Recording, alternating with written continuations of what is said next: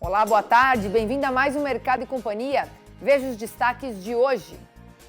A arroba do boi gordo rompe barreira dos R$300 no indicador CPEA. Após surto de gripe aviária, 2 milhões de aves são abatidas na França. Na Europa, 18 países já registram a doença. A Associação Brasileira de Proteína Animal esclarece se há oportunidade de mercado ao Brasil. Presidentes do Congresso Nacional são eleitos. No Senado, Rodrigo Pacheco vence disputa e Arthur Lira assume comando da Câmara dos Deputados. Nosso time de especialistas explica o rumo das reformas depois da eleição.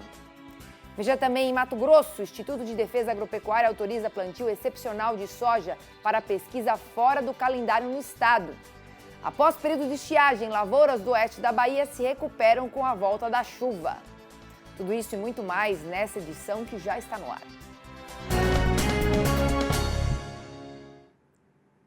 A alta no mercado da pecuária continua e pela primeira vez na história, a cotação do boi gordo no indicador CPEA superou os R$300. A arroba do boi gordo no indicador CPEA superou os R$300 pela primeira vez na história. A cotação chegou a R$301 no fechamento desta segunda-feira, com alta de 0,38% na variação diária e valorização de 12,67% no acumulado do ano. Especialistas apontam a baixa oferta de animais e a alta demanda como fatores que sustentam o preço no mercado da pecuária. Levantamento da Scott Consultoria indica negócios a R$305 para a arroba do boi gordo, com pagamento a prazo. E sobre o atual cenário da pecuária e as perspectivas, eu vou conversar agora com o Iberville Neto, que é analista de mercado da Scott Consultoria. Uma boa tarde. A arroba do boi gordo rompeu os R$300. A gente começou falando disso. Isso indica que ainda há espaço para novas altas da cotação? Seja bem-vindo. Boa tarde a todos. É um prazer. Eu sigo com retorno aqui, tá? Só pedindo, se possível. Quanto ao mercado do boi gordo, o que a gente tem observado é uma oferta curta de boiadas e essa oferta tem ditado o ritmo do mercado. Quando a gente fala do escoamento, ele não tem sido forte, ele não tem colaborado. No mercado externo, as últimas semanas foram mais fracas, mas o cenário é de preços firmes em decorrência da oferta. Então, a oferta muito limitada de boiadas tem ditado o ritmo. Para o curto prazo, com a ajuda do início de mês, nós devemos ter aí um consumo doméstico um pouco melhor, e isso pode se somar à oferta restrita e manter o cenário de valorizações. Mas a margem da indústria, quando a gente considera mercado doméstico, ela não está boa, e isso tudo vai pesando para, em algum momento, os frigoríficos tentarem travar um pouco mais a arroba. Por outro lado, a situação de pastagens permite que o pecuarista segure o gado. Então, isso equilibra um pouco o jogo de forças. E parte dessa valorização a gente sabe que se deve à baixa oferta de animais. Olhando para esse fator em específico, qual a perspectiva para esse mês de fevereiro e também para os próximos meses? Nós esperamos que a safra de 2021, de maneira geral, seja de pouca oferta. A retenção de fêmeas ela deve continuar ocorrendo pelos altos preços da reposição, e isso mantém a disponibilidade de gado mais enxuta. E nós temos normalmente os picos de abate de fêmeas em março e maio. Em março, devido ao calendário reprodutivo, e em maio, pela chegada da seca, que acaba gerando um volume maior de oferta, tanto de machos como de fêmeas. Como a gente deve ter um ano de retenção de fêmeas, nós devemos ter um cenário de safra um pouco mais firme do que normalmente ocorre, ou do que ocorre em anos de descarte. E isso vai ao encontro aí de uma expectativa de preços firmes. Por outro lado, nós temos que acompanhar o câmbio, o patamar cambial, afetando as exportações, e no mercado doméstico, como que a imunização e o retorno da economia, ou a suspensão das atividades em alguns casos, vai ocorrer aí, e como que isso vai influenciar o mercado em médio prazo. Estabelecido esse cenário que você nos trouxe, já há alguma perspectiva de quando a oferta de animais deve aumentar e, por consequência, enfraquecer os preços da arroba, Iberville?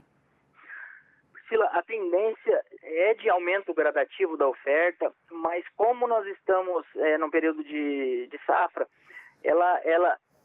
a oferta costuma não ser tão reativa à pressão de baixa da indústria, como ocorre, por exemplo, no período de confinamento. Então, no confinamento, quando o frigorífico testa um pouco mais o mercado, o produtor não tem muito como reter esse gado e acaba aparecendo um pouco mais de oferta. Quando a gente fala da oferta de gado de pasto, a tendência é que ela vá aumentando pela a safra. Nós estamos nos alongando aí na safra, mas a oferta não costuma ser tão reativa a testes de valores menores. Então, acreditamos em oferta crescente, mas não deve ser uma oferta grande ao longo da safra. Janeiro foi o primeiro mês que as famílias brasileiras ficaram sem receber o auxílio emergencial da pandemia. Isso faz com que a procura por proteínas alternativas aumente, na sua opinião? Isso gera um efeito de substituição. À medida que a gente tem uma diminuição da renda, e aí nós temos tanto o efeito do auxílio emergencial, da ausência do auxílio emergencial, como de janeiro ser um mês tipicamente de consumo mais fraco. Isso gera a migração do consumo, é uma escada praticamente de consumo, as proteínas mais caras, a migração para as mais baratas, e quem já consome as proteínas mais baratas, as famílias de renda menor, acabam diminuindo aí o volume de proteínas ou mesmo tirando do cardápio em algum nível. Dados da Scott mesmo mostram que na última semana as referências no mercado de reposição subiram 1,7%. Olhando para frente, qual a perspectiva de preços para a reposição? Sila, nós temos observado a oferta de reposição segue limitada já há mais de ano, né? Então, isso não mudou. O que aconteceu na virada de ano foi que o boi gordo ganhou ritmo um pouco antes e a reposição ficou um pouco mais estável. Mas agora os compradores de reposição eles já estão sentindo o mercado do boi gordo, estão sentindo mais confiança no mercado do boi gordo e já estão aumentando aí a avidez por compra de reposição. Como a oferta segue restrita, a tendência e o que nós temos de expectativa no momento é de continuidade de preços firmes, possibilidade de valorização também. Tá certo, Iberville Neto, analista de mercado da Scott Consultoria. Agradeço o seu tempo aqui conosco. Uma boa tarde e até a próxima. Obrigado, um abraço a todos e até a próxima. Na França, cerca de 2 milhões de aves foram abatidas por conta de um surto de gripe aviária no país. De acordo com o governo francês, são 418 focos confirmados desde dezembro do ano passado. Segundo autoridades, o surto causa um forte impacto no setor na região sudeste do país, especialmente na produção de patos. Para limitar a propagação do vírus, foi ordenada uma redução na densidade avícola no entorno dos focos e dentro dos criadouros, de acordo com as recomendações dos órgãos científicos. O vírus já infectou aves e criações locais em 18 países da União Europeia.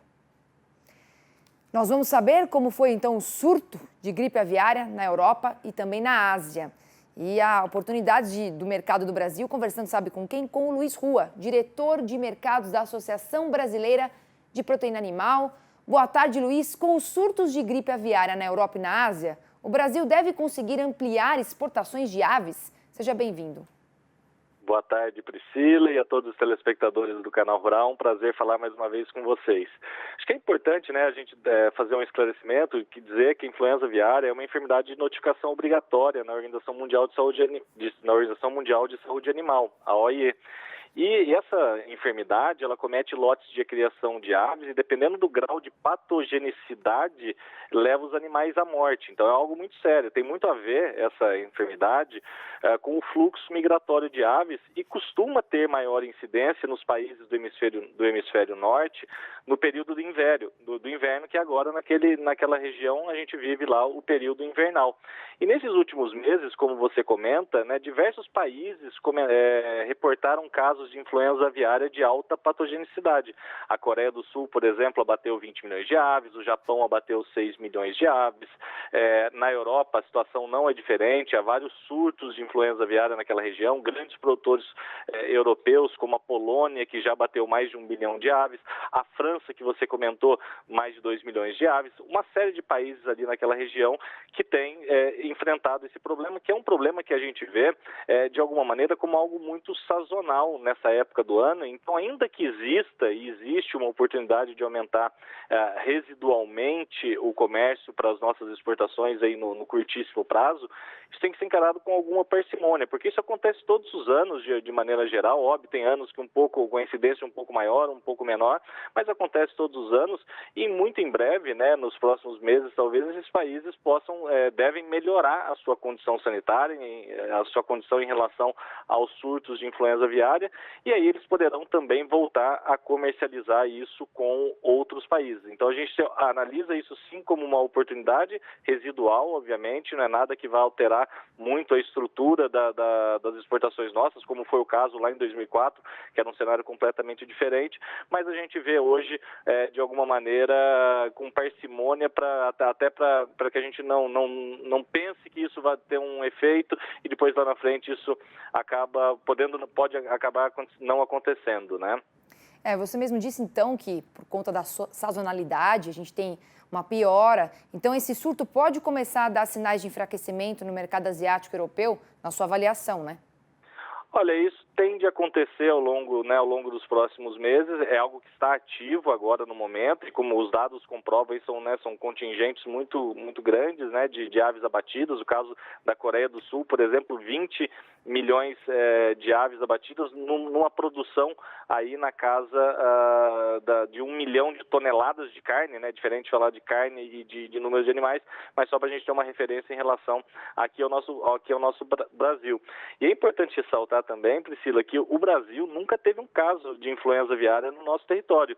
Isso se dá, acho que é muito importante a gente dizer isso, em função dos cuidados, dos protocolos de biosseguridade feito, né, em conjunto aí pelos agentes públicos, pelos agentes privados da cadeia produtiva. A BPA, inclusive, trabalha o tema de forma prioritária junto aos seus associados. A gente tem um grupo aqui dentro da nossa associação, que é o GPIA, que é o Grupo de Estudos de Prevenção da Influenza Aviária, que se reúne de maneira periódica para traçar ações para justamente prevenir essa enfermidade. A gente tem também a questão, a gente não sofre os mesmos fluxos migratórios de aves selvagens como acontece lá no hemisfério norte, na Europa e na Ásia, mas todo cuidado é pouco aqui, a gente trabalha bastante para evitar qualquer tipo de problema em relação a isso, porque o Brasil hoje é o maior exportador e a gente quer manter, inclusive aumentar os nossos volumes de exportação aí no médio e longo prazo.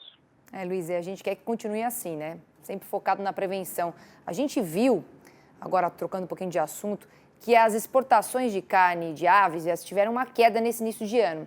Em um cenário de maior oportunidades para o mercado brasileiro, a tendência pode ser de maiores embarques ao longo de 2021 ou a BPA enxerga exportação em níveis menores ao longo desse ano? Não, a gente espera embarques positivos em 2021. O mês de janeiro é um mês geralmente, né, um pouco mais, um mês atípico, né, no comércio internacional de maneira geral, mas todas as nossas projeções, todos os nossos dados indicam aqui que a gente deve ter um crescimento aí na casa de 2%, 3% nas exportações, dentro de uma base já muito alta, né? Nós exportamos em 2020 4.231.000 toneladas, o que faz do Brasil o maior exportador de carne de aves. Luiz, obrigada pelo seu tempo aqui conosco, pelas explicações muito pertinentes. Te agradeço, uma ótima tarde e até a próxima. Muito obrigado, uma boa tarde, sempre à disposição. De acordo com a Frente Corretora, a eleição no Congresso deve abrir caminho para tramitar as reformas do governo. Se isso acontecer, a projeção da corretora é de dólar a R$ 4,00 para o final do ano. Por até uma surpresa no mercado, o governo conseguiu eleger seus candidatos de uma forma até fácil, entre aspas, né? E isso abre o caminho para que o governo consiga finalmente tramitar as medidas tão necessárias aí para o controle dos gastos públicos, né? Nesse governo, efetivamente, só tivemos a aprovação da reforma da Previdência e os gastos públicos já pressionados desde aquela época, com a pandemia, foram jogados para um patamar bem alto. Então, o mercado aí tinha uma expectativa aí de que fossem aprovadas as reformas, como reforma tributária, a reforma administrativa, reformas aí que são de suma importância aí para que haja uma expectativa no controle futuro dos gastos públicos, visto que já foi sinalizado aí pelas agências de risco, caso o governo não consiga demonstrar um efetivo controle dos gastos públicos, pode haver um corte aí na sua nota de risco, e isso sim pressionando mais ainda a cotação do dólar. Então essa vitória de ontem gera essa expectativa, e o dólar hoje já reagiu, caindo quase 1,5%, voltando para casa dos R$ 5,36. O governo conseguindo efetivamente tramitar essas reformas, vamos falar para o dólar aí uma casa podendo chegar até próximo da casa dos R$ 4 para o final de 2021. Sentiu falta de algum conteúdo? Acesse canalrural.com.br.